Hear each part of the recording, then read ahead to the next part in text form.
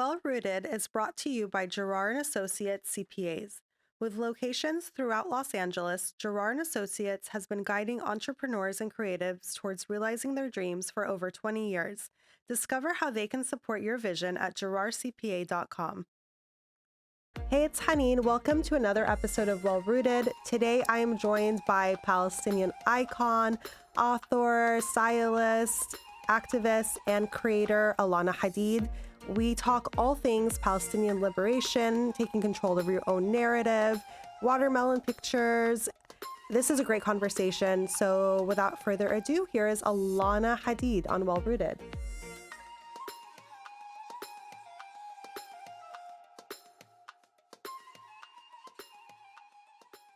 So again, thanks for being here. Thanks for having me. Thanks for braving the 405 for us. We have to do it. But you're very busy. You wear many hats. If you had to define yourself or put a label on it without necessarily putting yourself in a box in 2025, because we don't want to do that, how would you label yourself? How would you define Alana Hadid? Oh, that's a hard question. I think at this point, I just say I'm a Palestinian Irish American activist. I guess I do a lot of things. I'm writing a book, I'm modeling, I guess I'm like an influencer, but hopefully in the good way. I'm a creative director. I think I have a lot of roles, but I think that's kind of indicative of what you have to do at this point in the world. But also when you're speaking out for Palestine, you have to be doing it in a lot of different ways. Yeah. I mean, and you're very creative. I wrote down something earlier. I said, Alana exemplifies creativity and activism, like poured into so many different avenues. Thank you. It's a great example of really how to utilize like the creativity in all of us. Thank you. But let's start with author, because your good friend Jinan Matari was on the show. I know. Actually, shout out to Jinan, because she did help me get you on the show. Oh, She was like, let me know if there's anyone that I can help you get in touch with. And I emailed her later that night. I was like, hey, remember when you said can you talk to Alana? Oh, I love her. She's like my, she's my Palestinian sister in a lot of ways. Like, we've kind of gotten each other through all of these things. And she just wrote a book that just came out. Yeah. And it's phenomenal, a children's book. We are writing a book right now, so it should be out next year.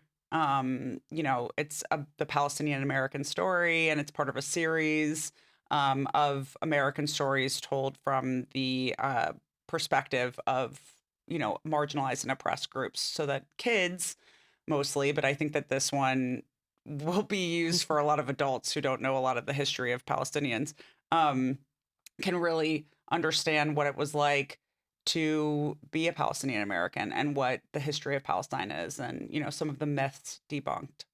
Yeah. I love that. So as a former educator, I don't think people understand the amount of programming that happens in our school system from such a young age. Mm-hmm. Like, it starts very early. Sure. And a lot of that has to do with the supplemental literature that the districts often recommend to accompany, like the unit on tolerance. Yep. Right.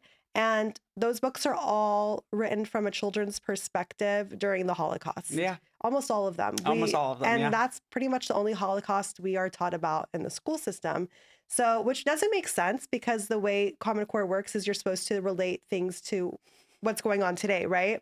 So how do you hope that this literature is used in, let's say, in a school setting to really relate to other marginalized groups such as Palestinians or other indigenous groups when learning about tolerance and oppression? Well, I think what's amazing about this is it's part of an entire series. So, each book in the series relates to each other. So you don't have to learn from a Palestinian about Indigenous Americans. You can learn from an Indigenous American about what their story was like. You can learn from a Chinese American what their story was like, a Mexican American, Black American. So I love that this series exists. Mm-hmm.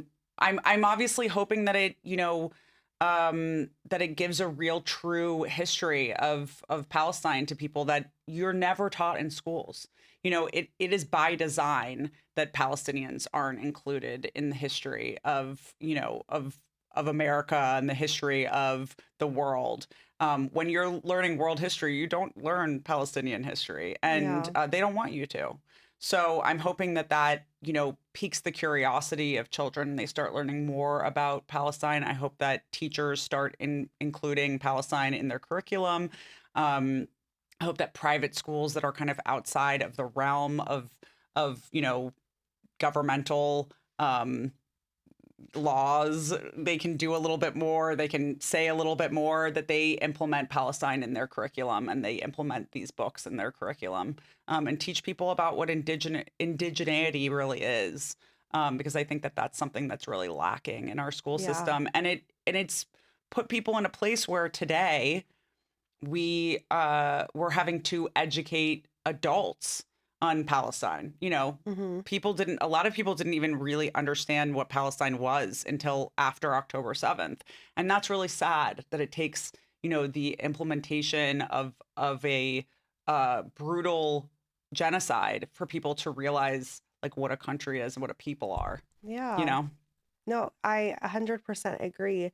I mean, first of all, as you said, we are lacking in just like indigenous history being taught Period. like in a really accurate, like full way, Hmm. like, more than just like a couple paragraphs Yeah. in this whole book. And yeah, and then just to move that conversation forward with indigenous Palestinians and just of the global South, Hmm. it seems like our history is just taught from like a very Eurocentric point of view. Totally. And that's it. Yes. It's very white. It's yeah, it's very white. Have you always felt like you had this sort of responsibility to educate on being Palestinian from a younger age? Like, were you in, or did you find yourself in settings where you were the only Palestinian and maybe other people had never even heard of Palestine? And it was kind of like on you to be like, well, actually, let me Yeah, tell I you. mean, I I think like I always say as a kid, I mean, obviously like I grew up quite privileged. So I want to recognize that I went to private schools, and I grew up right outside of DC. There was like a kind of large population in Northern Virginia of Arabs in general. So I wasn't like necessarily the only Arab in the room. Mm, And I appreciate that. I didn't feel like othered in that way. Um, but I think as I got older, a little bit older, I started to realize that I would be the only Palestinian in the room. mm-hmm. And I always said I was Palestinian, like, I didn't think about the stigma behind it or around it. And I was, a proud Palestinian. So I said I was Palestinian. I definitely felt like I had to tell people where Palestine was, like Yeah. all the time. But I do have to acknowledge that Americans in general aren't really great at geography and don't Hmm. know where a lot of places are. Yeah. As it turns out, actually. Yeah. As we see on like almost every like late night talk show where they like go out on the street and they ask people to, point out Yeah. countries. Americans aren't very good at that. So, I did feel like I had to tell people where Palestine was. I did have to explain that we were under occupation. I did have to explain that my father came to America not like seeking a better life, but because, his family was forcibly displaced during the Nakba. Like I did have to kind of say those things. Hmm. But I feel like it wasn't until, and I've talked about this a few times, but it wasn't until after 9/11 that I kind of really felt like, wow, people really have othered Arabs. Mm-hmm. And like to the point where, people were saying the kind of rhetoric that they're saying now, which is like kind of kill them all. Hmm. And I had to point out to people, and as like a blonde hair, blue eyed girl, that I was Palestinian. And people were like, is that even an Arab country? Like they didn't even really know. So Yeah. yeah, it was wild. But I definitely feel like I've had to educate. I don't know that I like understood my role in it Hmm. until much later in life. Once I had kind of a platform, I definitely felt like I took on more of a role. And especially 2021 and after October 7th, I definitely Yeah. felt like I was like accepting my role with a platform that I had to do more. Yeah. I've been following you for a while, so I definitely see like where you really leaned in, and I appreciate that so Thanks. much. I feel like so many of us have learned from you, even as a Oh, Palestinian. thank you. We've like cried with you. To be, you walked us off a few ledges, I'm No. sure. So it's really good to have someone that you identify with. And honestly, like I'm kind of jealous of this generation of like Gen Z and Gen Alpha because I wish I had Hadids like when I was growing up, like to look up to. I wish I had like Saint Laurent, Yeah. like how jealous are you of like the Gen Z girls that have Saint Laurent? Totally. I think it's like amazing that there are so many now Palestinians that have become like such icons. Mm, And that people are just really like idolizing people who look like them and that, speak like them and that believe the same things that they believe. I don't think that we had necessarily that same I'm 42, so I don't think I had that same kind of like ability of like looking at someone being like, oh, they have my story. yeah. And I think social media is largely involved in that. You're getting to like actually connect with people who look like you. You can scroll through and find those people. You can really like look into it. We just saw who they showed us. We didn't Mm, really have the ability to like find other than that, yeah. So it's sad, but I think it's awesome that there are so many kids who get to look up to like my sisters and like Nemesis and who's Yes. like amazing and Saint Laurent and all Incredible. these people who I just think like are really standing up and proudly saying that they're Palestinian. 100%. No, I love that. I love that for all the upcoming generations because it's just going to grow. So Hmm. it's really great to see like this level of excellence being Totally. represented. And to your point, as a millennial also, it's like we grew up kind of like battling like Yeah. the stereotypes, like having to fight for our lives. Everyone that I've interviewed so far has told me to some extent that they've felt like they've had to humanize themselves or their people Oh, growing totally. up. It's like we just innately know that. Yeah. I Yeah. mean, we're still doing it. We're still doing it. Like I thought we came such a long way from like 9/11, and I'm like it's going to be better now for my kids. And I'm Yeah. like holy shit. Like what, Well, this how is world it is not? really crazy. Mhm. So, in general, it's just like I feel like I always try to tell myself that hopefully that it gets worse before it gets better. Yeah. That the good stuff is on its way. Mhm. But yeah, I mean, it's hard to be like extremely hopeful. Yeah, 100%. It is hard sometimes. Yeah. What gives you hope though? Palestinians on the ground in the Yeah. West Bank and in Gaza, they every day give me so much hope. Mm. They have hope. Yeah. And also if they can have hope, then I can have hope. If they can be strong, then I can be strong. And um, they have endured so much more than I could ever imagine. And for me to feel even like a modicum of hopelessness is unfair. They require that we all are strong and hopeful and that we continue to go on because they're enduring a lot more in both places, in Gaza and the West Bank, in the occupied West Bank. They are truly going through hell. And so, us with our lives and the things that we get to enjoy and the everyday things that, we take for granted, we 100% need to continue to have hope and to keep fighting. Yeah. 100%. That's great to hear. That's a great reminder. Yeah. And to your point earlier, I think, as we were talking about having like this amazing representation now, I also think it's, October 7th and since then has really allowed me and I think so many other people to really pour into their community, to find those people that we want to give our energy to, Yep. give our money to. Yep. Like we really want to throw our support behind. And I feel like it's just made everyone more intentional. How has the past 2 years affected you in that way? Like how has it kind of like refocused your vision and kind of how you navigate your journey? Yeah. I mean, I always say the kind of horrible but beautiful silver lining to everything is the community that has formed after October. I feel like I have really figured out who my people are. Yeah. And it's a much smaller group, but it's a much more empowered group. It's a group that really like um, that really mirrors me and the way that they are thinking, the kind of decolonized way of thinking that I think I take into everything that I'm doing. And so I'm really grateful for that. Hmm. Because I don't know like where I would be without that community. They're constantly like we're holding each other up during all of this, and you know they're so helpful in reminding me, um, in keeping us accountable and making sure that we're doing the right thing. So I think that that community has been amazing. Um, but yeah, I mean, my whole world has completely changed in the last 2 years. I'm not the same person I was, 2.5 years ago. Yeah, And I don't think I think it would be insane if you were. I agree. I agree. I don't know anyone.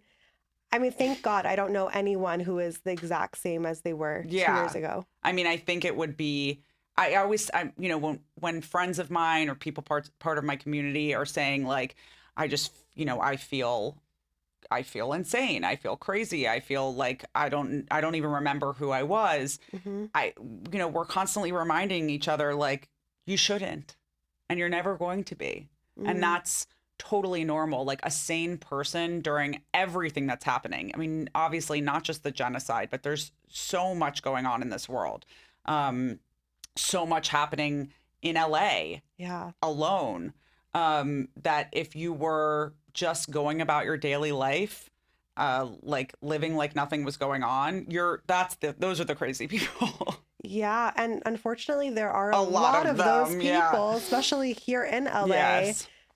It's kind of crazy. And I want to ask you this because I do feel like you and your family, uh, in terms of like every other Palestinian in the world, have a better grasp than all of us of the ins and outs of the entertainment industry, of the fashion industry, to a point that we haven't experienced. Yeah. Like, if you had to put a number on it, like percentage wise, how much of that is brainwashed or delusional to the sense where like they're not even like what's happening is not even on the radar, Mm, or they're not willing to engage in any way with what's yeah, happening. I think it's hard because I do think at this point everyone knows. Hmm. Everyone knows that something's happening. Yeah. I mean, it's pretty hard to deny at this point, or, to look away from at this point. So I think like, going through the beginning after October, there were definitely some people who were, for sure, they were brainwashed. They had been misinformed. They were, refusing to see. They were looking away. I think at this point, the people who aren't doing it, they're doing it because they think they're protecting themselves in some way. And the irony is there really has been an actual shift in almost all, in every kind of front facing industry, Hmm. like entertainment and fashion and all of these things. There's been a huge shift. Yeah. I think even, there was just a huge boycott. A bunch of people in the entertainment industry just signed, like, I think it was over 1,200 people. Oh, I saw that. Yeah, Yes. as part of like BDS and Film Workers for Palestine, signed a boycott of all like Israeli industry people as far as like the film industry. So Mm. there are, people know this is Yes. happening, this is real. So I think at this point, if you're not saying something, if you're not doing something, you're either um, too afraid, you're being silenced for some reason, or you're a coward. And I Mm. would say you're probably just a coward either way. And like none of those things are people I would ever want to be associated with. Like none of those sound like cool people. No, they're not. Yeah.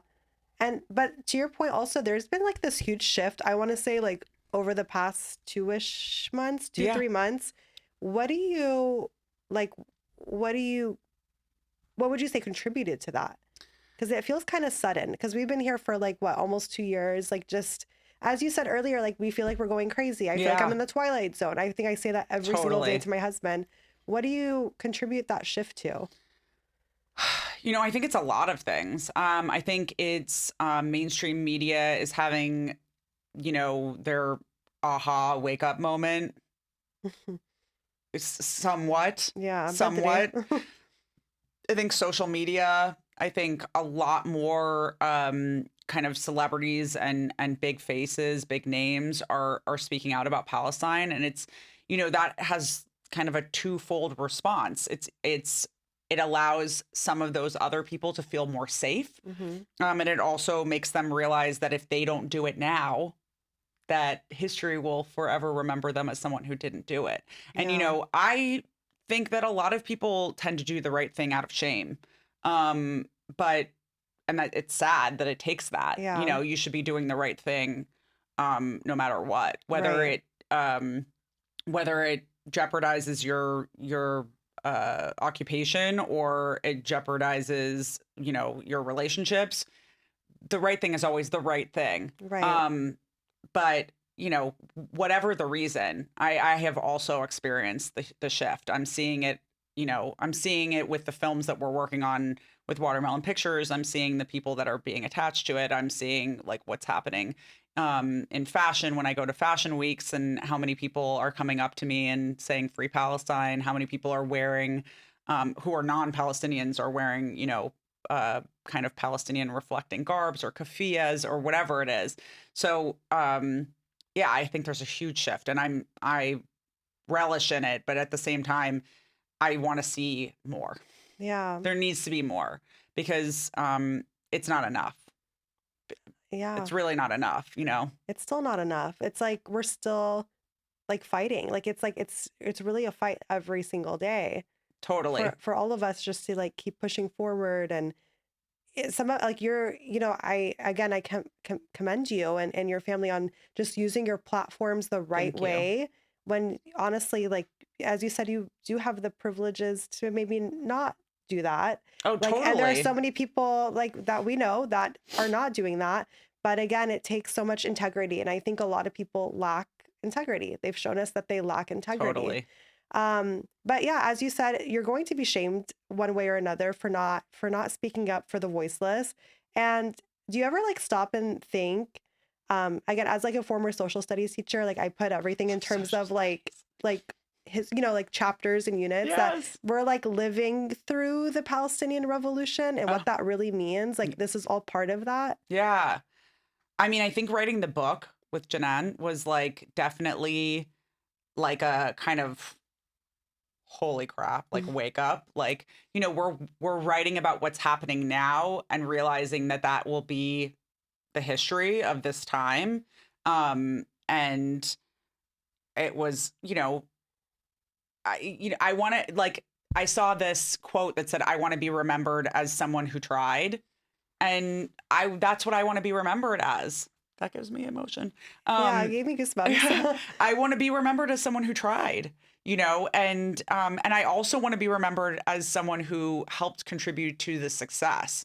I want to be remembered as someone who helped to free Palestine, because that's what we deserve, not because I want the accolade, but Yeah. because Palestinians deserve freedom, just like everyone deserves freedom and liberty and equality and all of these things that, we as Americans, especially, or in the West, have been taught as like universal rights. Mm, But we're also the people who have taken those rights away and helped and funded and, militarily contributed to, taking those things away from so many other people. So I want to be one of the people who was part of trying, resisting, and being a part of that resistance, that resistance to occupation and to ethnic cleansing and to all the horrible things that this world has bestowed upon Palestinians. I would say you're definitely a big part of it, Uh, to be honest. I think I don't know that I am, but I'm trying. you are, I mean, you're creative director for Watermelon I Pictures, love which working. in its own is making history. It's the first ever Palestinian production Mm-hmm. company, correct? Can you Yeah. talk to us about kind of, I mean, if you're not able to share what you're working on right now, but if you can at least kind of walk us through like your role and what was it about them that really intrigued you and wanted you or kind of had you get on board? Yeah. I mean, I think as far as Watermelon, like the way that I found them was through Vin Arfuso, who was the Hmm. director of Walled Off. Oh, I love that documentary. It's so good. Thanks. We Yeah. we bought it. Sorry, we Yeah. bought it just so that we Oh, can make the rest of our family members watch I it. love It's it. really good. That's amazing. That was our first film that we distributed. And it was executive produced by my brother Anwar, who's also in the film. He has, he's kind of part of it. Um, and it was also produced by Roger Waters, and Kwaku Mandela, and, a lot of really amazing people. But Vin brought me in to meet Hamza and Badia Ali, who are the co-founders of Watermelon Pictures, and this was pre-Watermelon. This was when they were running MPI, which is their parents. It's literally the parent group to Watermelon Pictures, but it was founded by their uncle and father in 1976. So it was a Wow. Palestinian distribution company. It was the first Palestinian distribution company in the U.S. And then Watermelon Pictures was born basically out of that. But when they told me that they wanted to do something that was really focused on marginalized voices and on Palestinian voices and changing the narrative, I was, so excited. I was like, please, can I be a part of this? Yeah. And so, from start to finish, it was just like, I cried every day, like every meeting that we had, every time we decided, like, on the logo, on the soundscape, on the colors, on the website, on the verbiage. Like I was sobbing, just to be for Palestinians to be seen and heard and understood, and for us to really be taking a stand to change a narrative that has been long held in the entertainment industry. I felt like so empowered by being a part of it. So, my day to day is like all sorts of things. I kind of front face and I do a lot of the press. But we're also like involved in everything. Hmm. Everyone that's on the team at Watermelon kind of does everything. And we are involved in every film, like really hands on that we're working on. We just dropped The Glass Worker, which is a phenomenal Pakistani film. We are producers on Palestine 36, P36, which is this epic film about, pre-occupation British occupation Palestine, Mm. British occupied Palestine. Beautiful film. We're producers on The Voice of Hin Rajab. We're working on a lot of really amazing films that I just feel I'm in awe every day of what we're able to do and what we've done in such a short amount of time. I mean, we have Watermelon Plus, which was like a pipe dream. That really is a pipe dream. That is like I never in a million years would have thought we would have like a streaming service. Like that's incredible on its I know. own. It's like it's kind of like wow, it was something we wanted to do.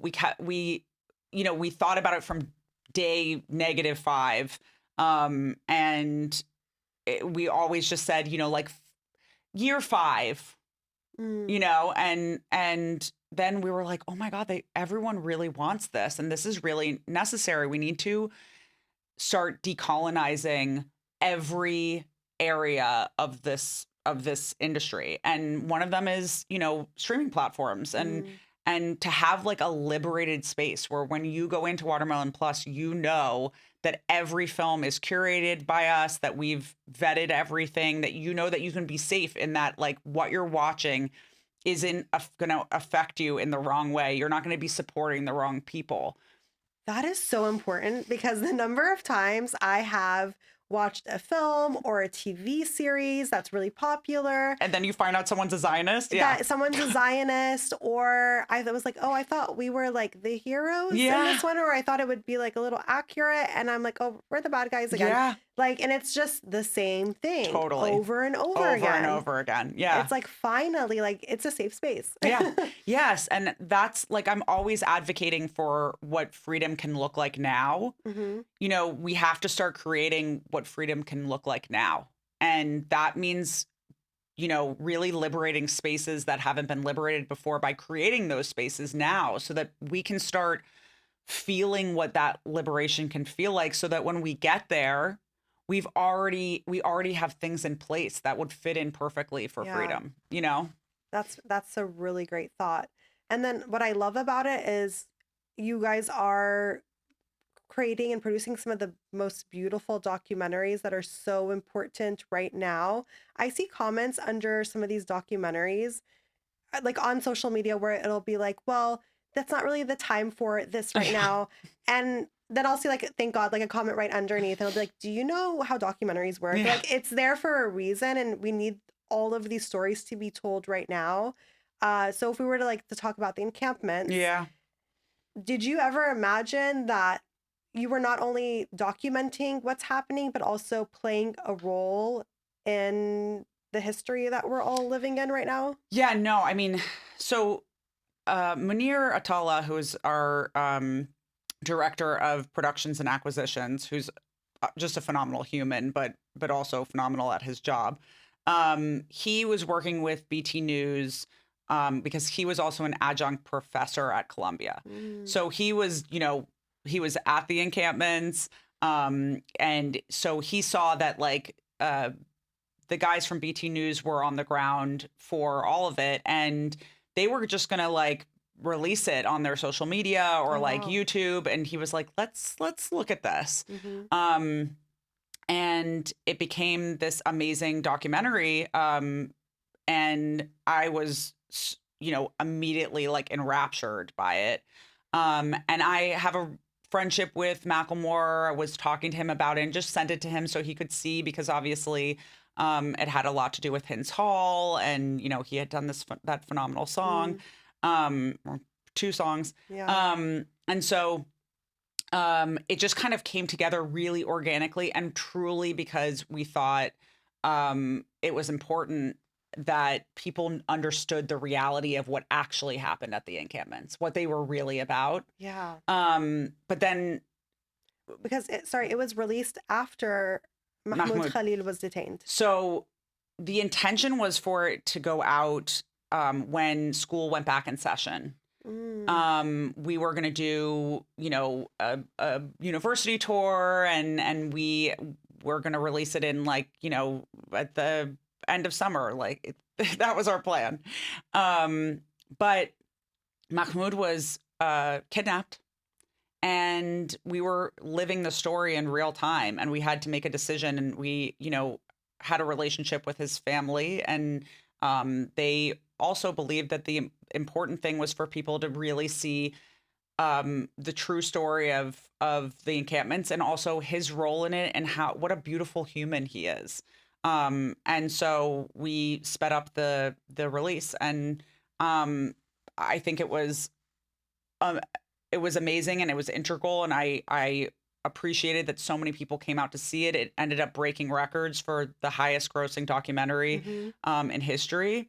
Um, in one day, one theater, highest grossing. So it was just phenomenal to see the turnout and the way that people responded to the encampments. Yeah.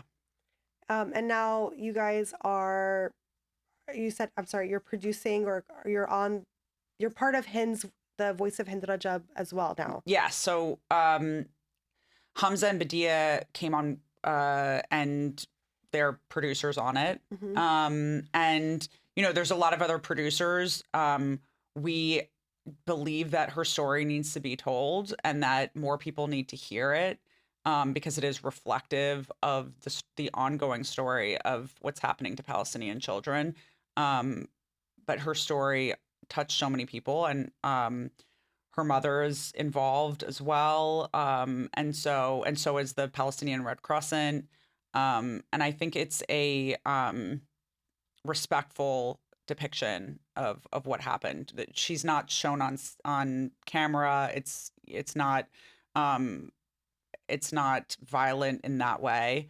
Hmm. But I think that the film is a necessity, and that more people need to see and hear what is happening because it's happening now, because it's happening right now. Not later when the story has been told, but now while the story is unfolding. Ideally, what is your hope that people take away from watching The Voice of Hind Rajab? That Israel is committing a genocide and that the majority of the people that are being killed are children, women and children and young people. Mm-hmm. 50% of the population, over 50% of the population of Gaza is under 18. Yeah. And I think that I want people to understand that Israel operates with impunity. They murder children. They murder aid workers. It's not just about the fact that Hind and her family were murdered. It is the fact that the aid workers that went to go save her were also murdered on the way to saving her, which I think is a story that also needs to be told. Yeah. So I want people to take away the fact that this is brutal and it's happening right now while we're speaking, while you and I are speaking, while people are sitting in movie theaters. This is happening, and I want people to be enraged because it's enraging us every day, and I want people to demand more from the world. We require at this point, we don't just need humanitarian assistance, we need military intervention, and I want people to start demanding it. I love that you said that. That's a great segue to what I wanted to get into actually as well. I think we've lost touch with the plot here, like in the United States, of what living in a democracy really is. Yeah. I think there's a lot of like, let's vote every 4 years and then lift our hands up, 100%. What should people be doing more of in order to actually participate in our democracy and make some sort of tangible change? I mean, I think if I told people what I really wanted them to do, No, I could get in trouble. I want people to be doing more. Like I do want people to be calling their representatives. I want people to be writing them, but we need to be in the streets. Yeah. I love seeing what people are doing in England. There's thousands of people sitting and allowing themselves to get arrested to prove a point. You can't arrest everyone. We're all against this. Yeah. And to prove that, this is not really a democracy if you're going to arrest people for peacefully protesting, that labeling people terrorists just for opposing a genocide is insane. And I want people to be, let's just say this. There are a lot of other countries that protest differently than we do.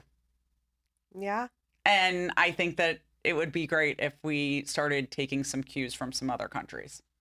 That's a really great point. And it's so ironic because ironically, the people that are so proud of their democracy are the ones that are somehow like least likely to participate in it in a meaningful way. Yeah. And also kind of like shit on the rest of us who are trying to. Well, I always love the people who are like, that's not the way you protest. Like keeping people from going to work is not a good way to protest. And I'm like, no, that's literally what we should be doing. Everything should be shut down.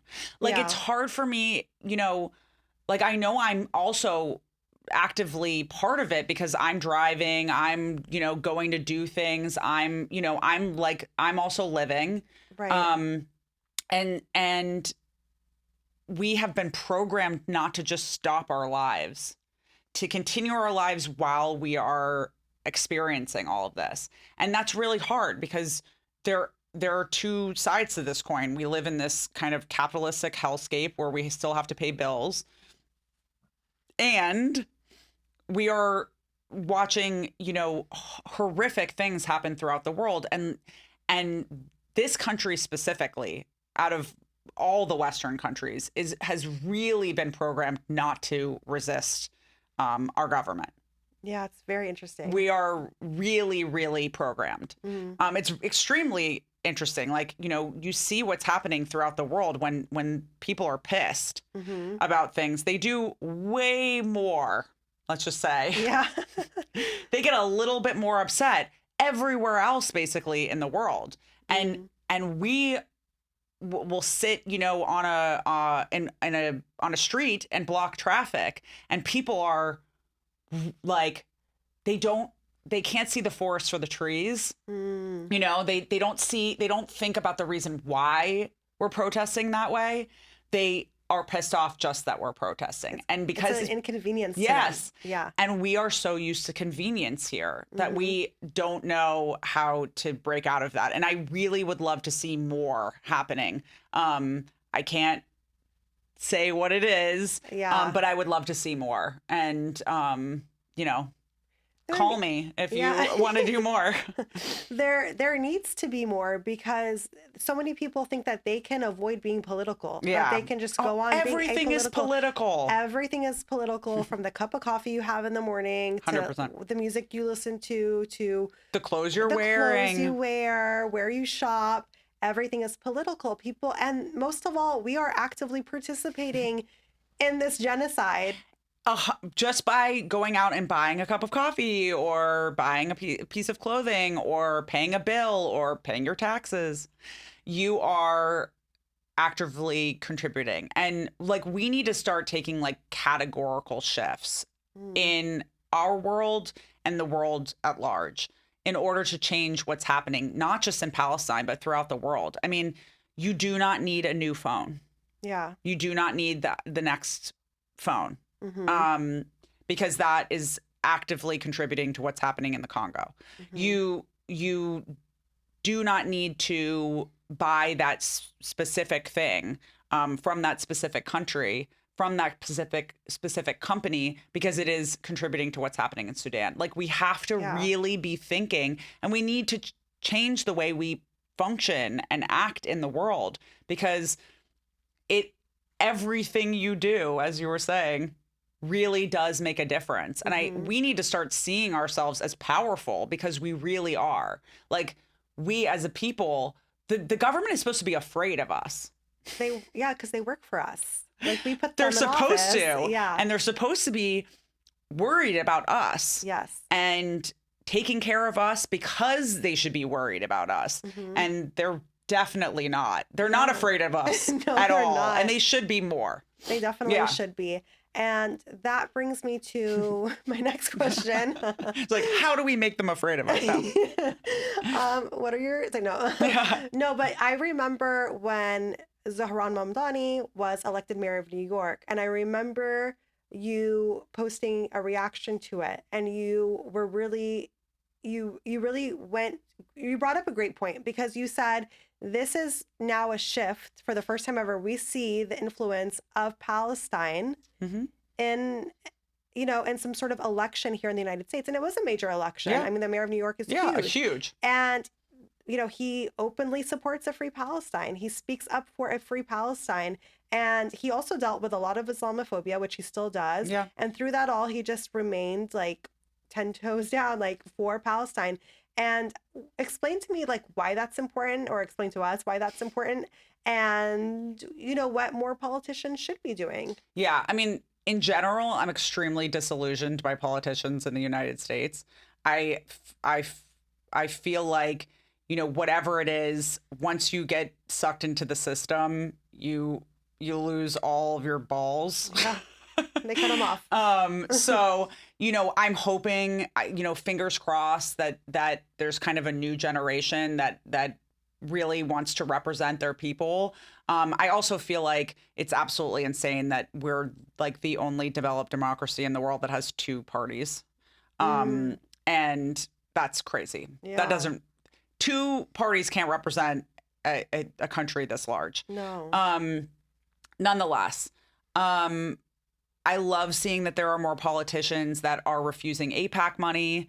I love every time I see a politician saying that. I think that's amazing. That's definitely another step that I think more politicians should be taking. And I think that people should really understand that politicians really need to understand that the reason why Kamala Harris lost the election was because she refused to stand up and say she was going to do something different about the genocide in Palestine. I that is 100% what lost people. Yeah. Because she refused to speak to her base, which were people who wanted, quote unquote leftist liberal ideals. And she refused to do it. She was talking about the most lethal fighting force in the world and not talking about the things that we were all concerned about, which were, the economy and wars. Yeah. Ironically, Trump, who I also think is a piece of shit, was saying that he was the anti-war candidate, and he fooled everyone. I mean, not everyone. Obviously, we weren't fooled, but he fooled enough people that he became president. Exactly. But I do think that there is a categorical shift. I do think that you can see it I think the first place you see it is in mainstream media. I think, seeing AP and CNN and all these people actually shift some of their wording. And I'm not giving them a pat on the back. Like, they contributed directly to this genocide. Yes.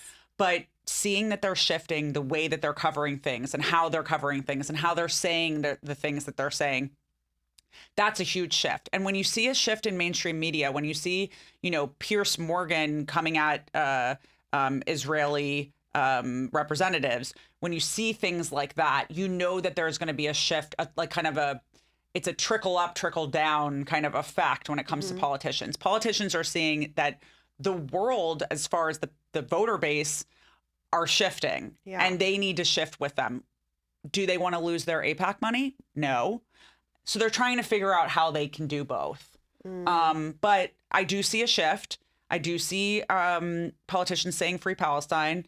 Whether they're doing it for the right reasons, I don't know that they are. I think that they're trying to get reelected.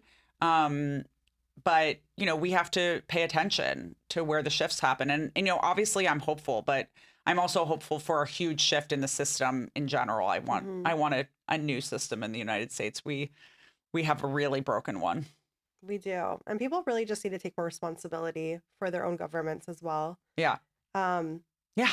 Yeah, right? Like, it sounds like we're upholding it. We are. And it's like, we just let them off so easy. It's totally. Like, okay, like 4 years, or I'll see you in a couple of years and we'll decide. And maybe someone else, if they didn't, lesser two evils, yada, yada, yada. Or they're still like, people still don't like that I compare Kamala to Trump. People don't like it. And, I'm sorry, but foreign policy wise, they're not doing much different. So, people don't like that I equate the parties to each other, because it disturbs their existence, because they want to truly believe that there's representation for them. Right.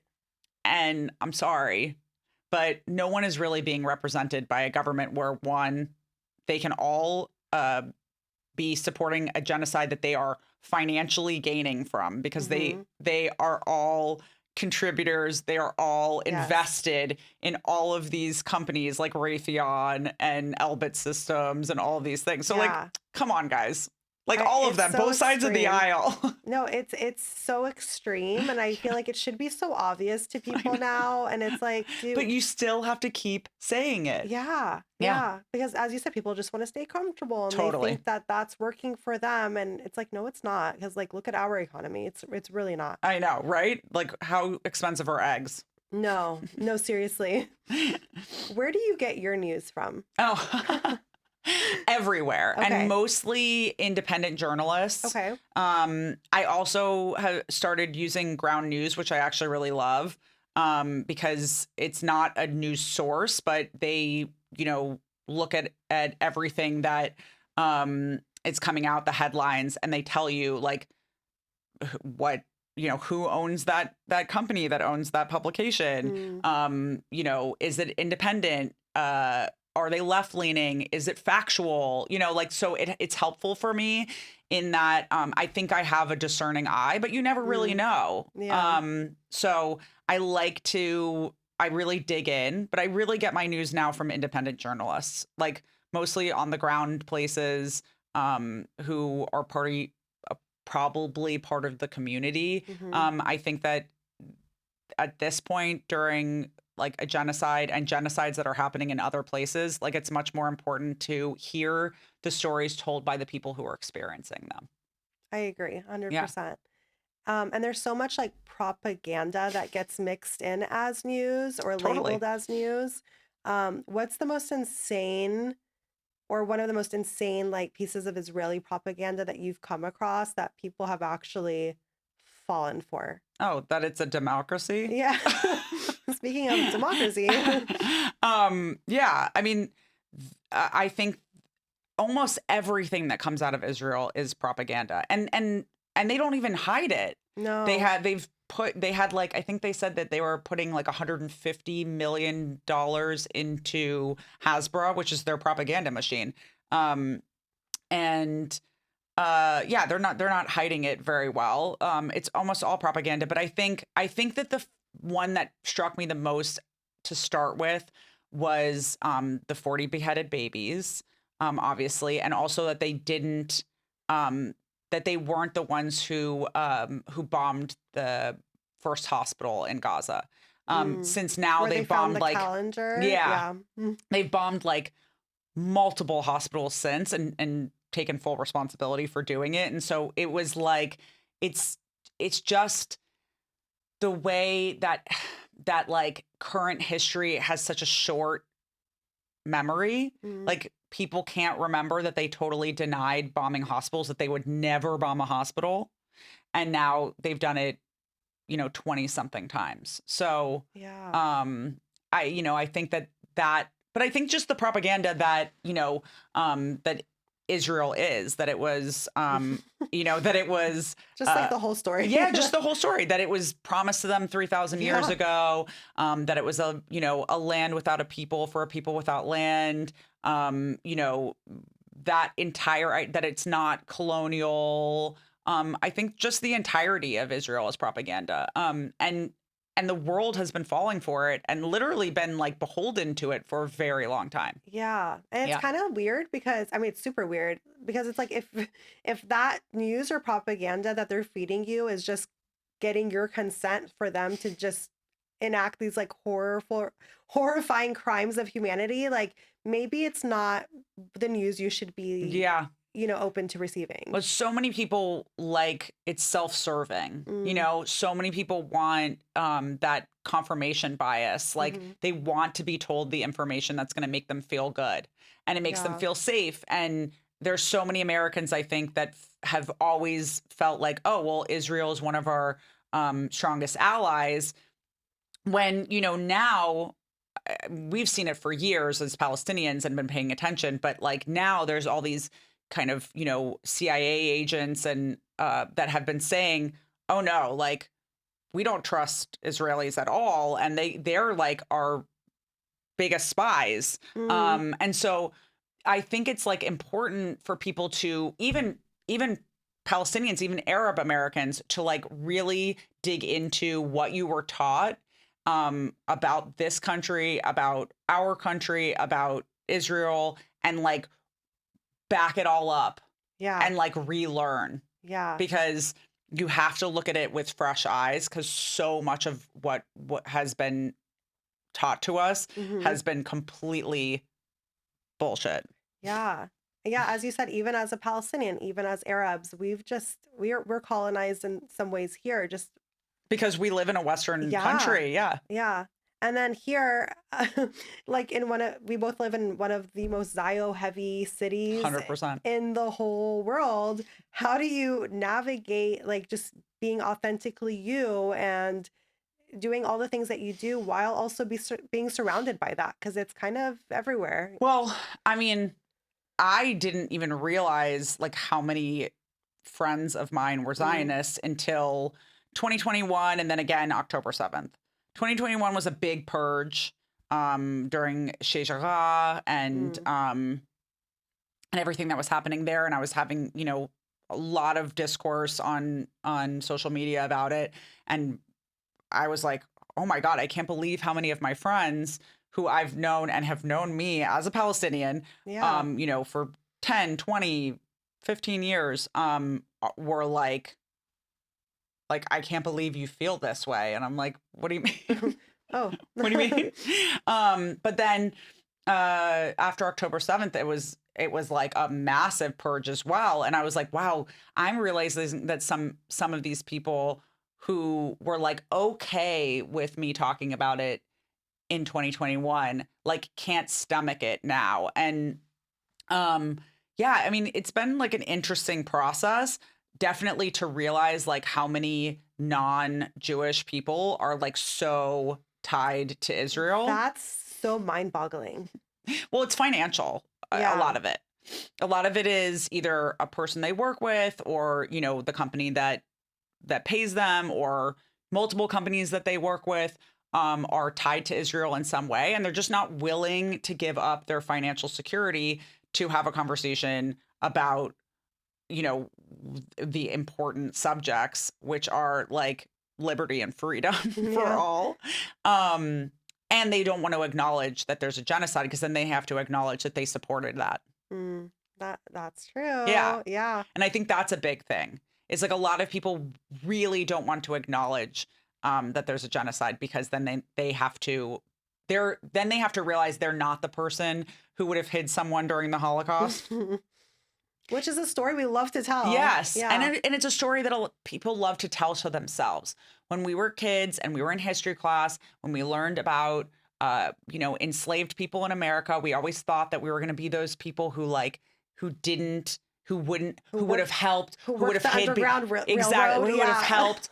Everyone always wants to say they would be that person. Everyone wants to say that they would have been the person who stood up to the Nazis, and that they would have hid people, and they would have, you know, killed Nazis, and they would have done all those things.